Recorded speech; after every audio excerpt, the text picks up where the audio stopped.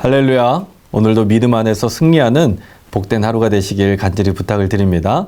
우리 기도하고 우리 속해 준비하도록 하겠습니다. 기도하겠습니다. 사랑과 은혜 하나님 감사합니다. 주님께서 우리의 삶을 부르시고 인도하여 주셔서 믿음 가운데 살게 하심에 참으로 감사를 드립니다.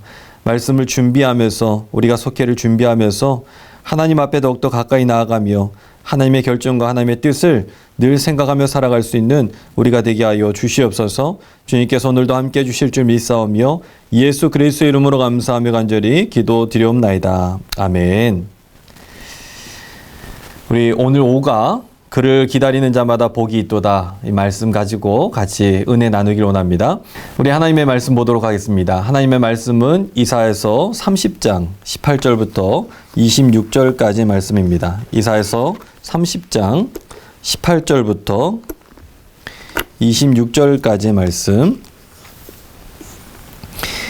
우리 읽도록 하겠습니다. 그러나 여호와께서 기다리시나니 이는 너희에게 은혜를 베풀려 하심이요 일어나시리니 이는 너희를 긍휼히 여기려 하심이라. 대저 여호와는 정의의 하나님이시라. 그를 기다리는 자마다 복이 있도다. 시온에 거주하며 예루살렘에 거주하는 백성아, 너는 다시 통곡하지 아니할 것이라. 그가 내 부르짖는 소리로 말미암아 내게 은혜를 베푸시되 그가 들으실 때에 내게 응답하시리라.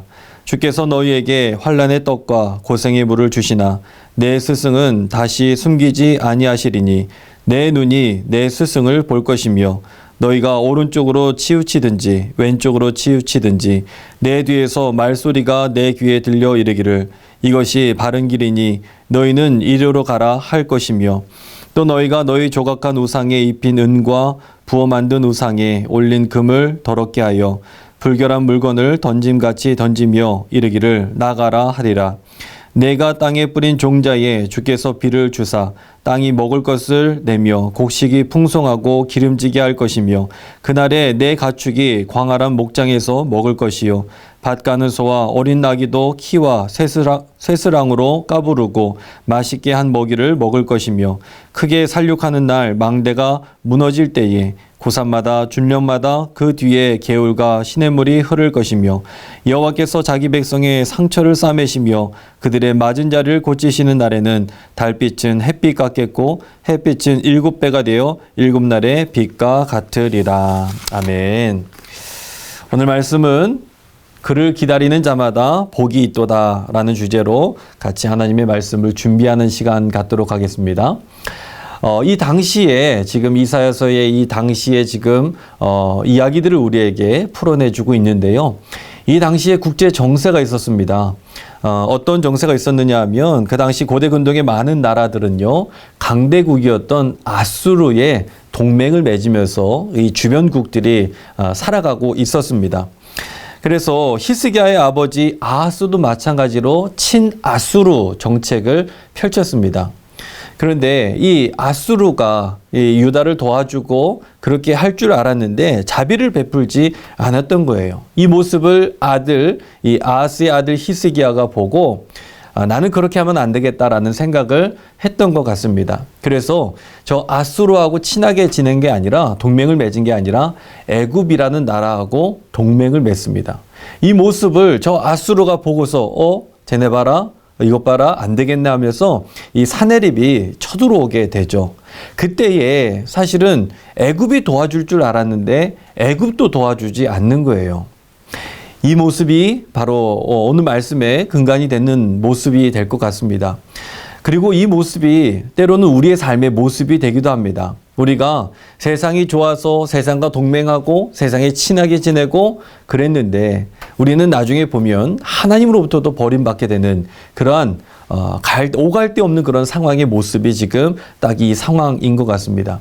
계속해서 예언자는 이야기했거든요. 하나님을 의지해야 된다. 동맹을 맺어서 나라의 정치로 인해서 풀어가서는 안 된다. 그게 아니라 하나님 편에서 서야 되고 하나님만 붙들어야 되는 것이고 여호와 신앙을 붙들어야 된다라고 얘기했는데 이들이 그 말을 듣지 않았던 것이죠.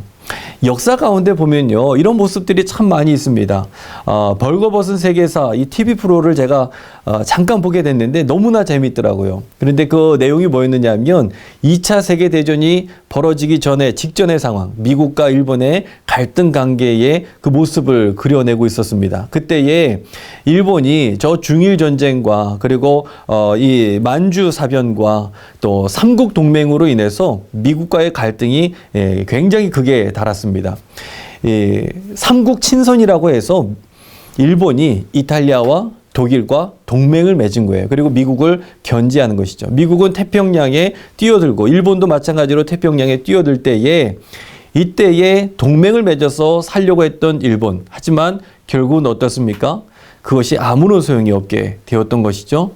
마찬가지입니다. 우리가 세상을 의지하고 세상 편에 서고 내가 힘의 관계에 붙어서 어떤 뭔가를 요청하고 회사에서도 삶의 영역에서도 힘의 논리대로 살아가면 그 힘 때문에 결국은 우리가 무너질 때가 있습니다. 하지만 그 힘이 아니라 정치가 아니라 하나님을 바라볼 때에 하나님께서 우리의 삶을 고쳐주시고 도우시는 역사가 나타나게 될 줄로 믿습니다. 오늘 그 말씀을 가지고 은혜의 시간을 우리가 준비하기를 원합니다. 첫 번째는요, 옳은 길로 인도함을 받는 복에 대한 내용입니다. 하나님의 자녀가 되었다라는 것은요, 우리가 의롭게 되었다라는 거예요. 그런데 의롭게 된 것은 내 행위, 내 신앙이 의로워서 의롭게 된 것이 아니라 하나님께서 의로우시니 그 의로움이 내가 하나님의 자녀가 되었을 때에 내 안에 이렇게 묻어나게 되는 것이죠. 즉 칭의입니다. 의롭다, 칭함을 받게 된 것이죠. 그래서 우리가 의롭게 된 사람들이라는 것입니다. 그러나 하나님 앞에 패역한 백성이 된 이 유다, 이사야는요, 이 3장 14절에 뭐라고 얘기하냐면 그가 이 나라를 무너뜨리시되 토기장이가 그릇을 깨뜨림같이 라고 이야기합니다. 즉 하나님께서 저 토기장이가 그릇을 이제 잘 만들 때에 못 만든 것도 있지 않습니까? 이렇게 깨 부수듯이 그렇게 깨 부술 것이다, 멸망시키겠다라고 말씀하는 거예요. 애굽을 의지했습니다. 그런데 애굽도 도와주지 않았습니다. 지금 다 오갈 데 없이 여기서도 버림받고 저기서도 버림받게 되는 그러한 상황이 되었습니다. 이 모습이 어떤 모습입니까? 우리의 모습이라는 겁니다. 하지만 우리가 그렇게 여기 깨지고 저기에서 버림받고 우리가 그렇게 살아갈 때가 있지만 소망이 완전히 끊어진 게 아니라는 거예요. 오늘 본문 21절에 보시면 너희가 오른쪽으로 치우치든지 왼쪽으로 치우치든지 내 뒤에서 말소리가 내 귀에 들려 이르기를 이것이 바른 길이니 너희는 이리로 가라 할 것이며 라고 이야기하고 있습니다. 무슨 뜻입니까? 하나님께서는 하나님의 백성들 때로는 징계하시지만 멸망의 길로 그냥 내버려 두는 것이 아니라 옳은 길로 돌아오게 하시고 어딜 가야 될지 알게 하시는 그 하나님의 놀라우신 사랑이 여전히 우리 가운데에 있다라는 겁니다. 우리가 하나님 자녀로 살아가는 것이 중요한 줄로 믿습니다. 하나님 자녀로 살아갈 때에 하나님께서는 언제나 우리를 옳은 길로 인도하여 주신다라는 겁니다. 이 말씀을 의지하면서 살아가시길 간절히 부탁을 드립니다.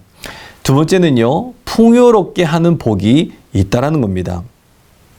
하나님의 자녀가 된다라는 것은요, 궁극적으로 구원받은 자녀에 대한 내용이지만 뿐만 아니라 그 안에서 하나님 아버지의 끊임없는 관심과 사랑을 받는 행복한 자녀가 된다라는 겁니다. 구원 그리고 행복입니다. 이 행복이라는 말이요, 신명기 33장에 보시면 이 행복이라는 단어가 나오게 되는데 이 행복이라는 히브리어로 아샤르라고 이야기합니다. 그런데 이 아샤르는 어떤 뜻이 그 안에 있느냐 하면 정직하다, 솔직하다라는 뜻이 있다라는 거예요. 즉 행복은 어디에서 나오느냐? 삶이, 신앙이 정직할 때, 솔직할 때에 행복이 거기에서 나온다라는 것이죠. 그래서 신명기 33장에 보시면 이스라엘이여 행복한 사람이로다 라고 이야기할 때에 그 이스라엘이 행복한 이유는 하나님 앞에서 바르게 살아갔기 때문에 그의 삶이 행복하다라는 것이죠. 오늘도 여기 마찬가지입니다. 우리는 구원받은 자녀인데 구원은 구원에서 끝나는 것이 아니라 행복으로 연결되고 이 삶이 행복할 때에 행복으로 끝나는 것이 아니라 삶이 풍요로움까지 간다는 겁니다. 그런데 이 풍요로움이 두 가지로 나뉠 수 있는데 첫 번째는 영적인 풍요로움이 있고 두 번째는 육적인 풍요로움이 있다라는 거예요. 첫 번째 이 영적인 풍요로움은 인간의 삶 가운데에 우리가 하나님을 잘 섬기고 믿었을 때에 삶이 공허하지 아니하고 그 내 영적으로 충만해지는 상태, 그래서 풍요로워지는 그 축복을 받는다라고 볼 수가 있습니다. 카프카의 변신이라는 책을 보면요, 날마다 일상을 늘 똑같은 삶을 살아가는 어떤 도시인의 삶에 대한 것을 이야기합니다.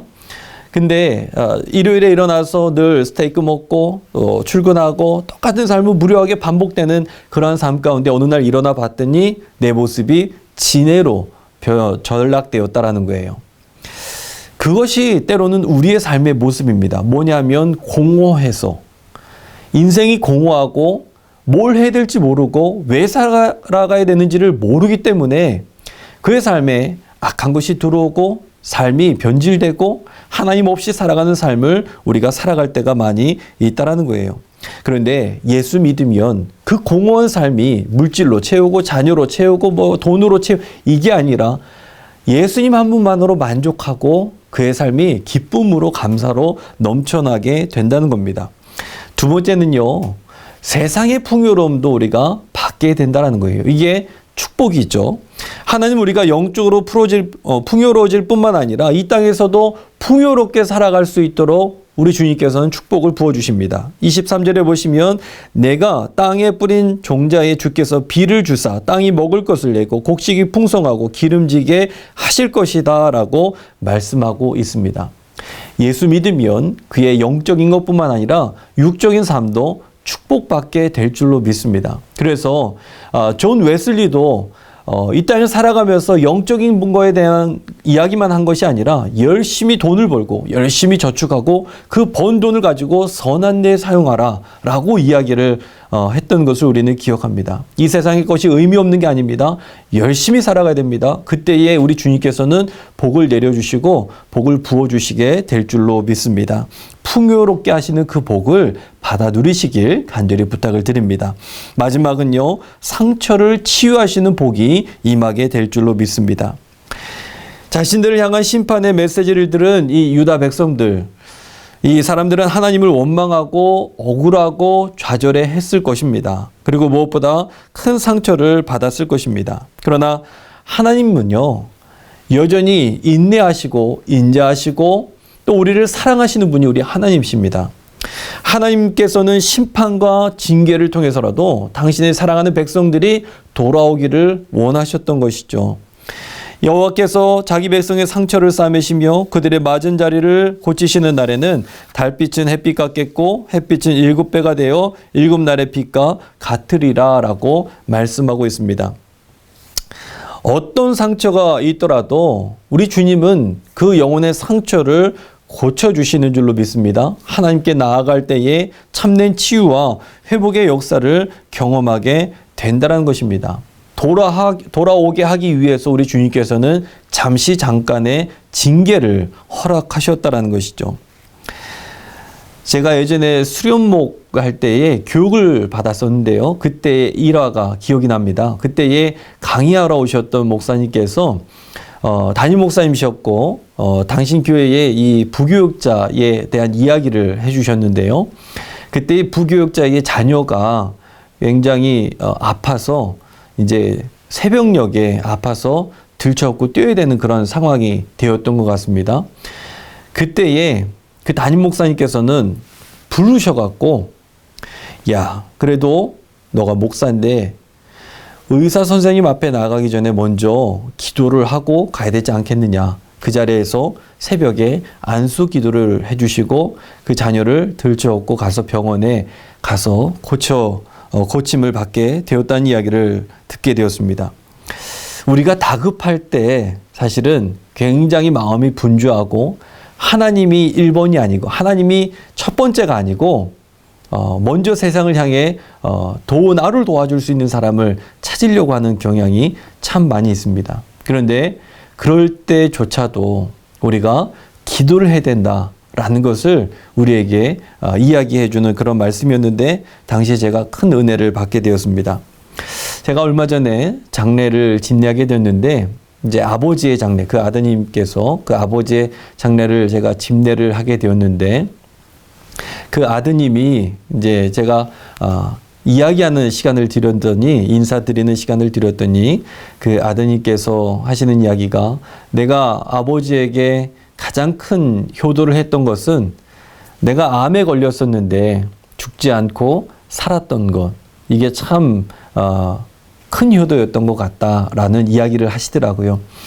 그때 이제 병원에서 이제 수술을 받고 또 이제 병원에서 있는데 그 찬송이 흘러나오는데, 그 Amazing Grace, 나 같은 죄인 살리신 그 찬양이 흘러나오는 거예요. 그때에 이분이 신앙생활을 잘 하셨던 분은 아니었습니다. 그런데 이 신앙은 있으셨었어요. 그때에 어떤 확신이 들었느냐 하면, 내 병은 의사 선생님이 고치는 것이 아니라 하나님이 고치시는구나. 그러한 이 확신이 들었다는 거예요. 그리고 나서 아버지 장례 때에 제가 평소에 전혀 제가 그런 적이 없었는데 찬송을 연곡부 2장을 불렀는데, 그때 마침 찬송이 바로 이 나 같은 죄인 살리신 그 찬양이었습니다. 이분이 거기에서 완전히 또 은혜 받으시고 완전히 녹아지시게 되었던 것을 제가 듣게 되었습니다. 우리의 병은 하나님께서 고치시고 우리의 삶 가운데의 주인은 오직 하나님 한 분밖에 없습니다. 저 한나의 기도가 있지 않습니까?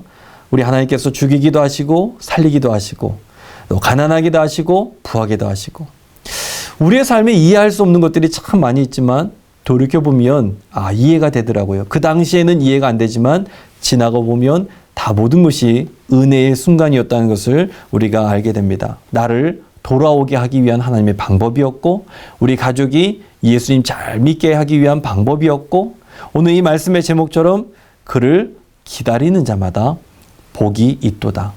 이 축복이 우리 모든 속해 우리 성도님의 삶 가운데 임하게 될 줄로 믿습니다. 기도하겠습니다. 하나님 감사합니다. 우리가 세상을 향해 나아갔던 발걸음을 멈추고 다시 주님 앞에 돌아오게 하심에 감사를 드립니다. 우리 하나님에게 징계받은 것 같지만 그것이 아니라 우리 주님께서 원하시는 것은 다시 돌아오게 하기 위한 방법이라는 것을 우리가 알게 하여 주시옵소서. 언제나 하나님 중심으로 믿음으로 살아가는 우리 모든 성도님들이 다 될 수 있도록 주께서 도우시고 인도하여 주시옵소서. 주님께서 함께 해주실 줄 믿사오며 예수 그리스도의 이름으로 감사하며 간절히 기도드리옵나이다. 아멘. 하늘에 계신 우리 아버지여, 이름이 거룩히 여김을 받으시오며 나라가 임하옵시며 뜻이 하늘에서 이루어진 것 같이 땅에서도 이루어지이다. 오늘날 우리에게 일용할 양식을 주옵시고 우리가 우리에게 죄 지은 자를 사하여 준 것 같이 우리의 죄를 사하여 주옵시고 우리를 시험에 들게 하지 마옵시며 다만 악에서 구하옵소서. 대개의 나라와 권세와 영광이 아버지께 영원히 있사옵나이다. 아멘.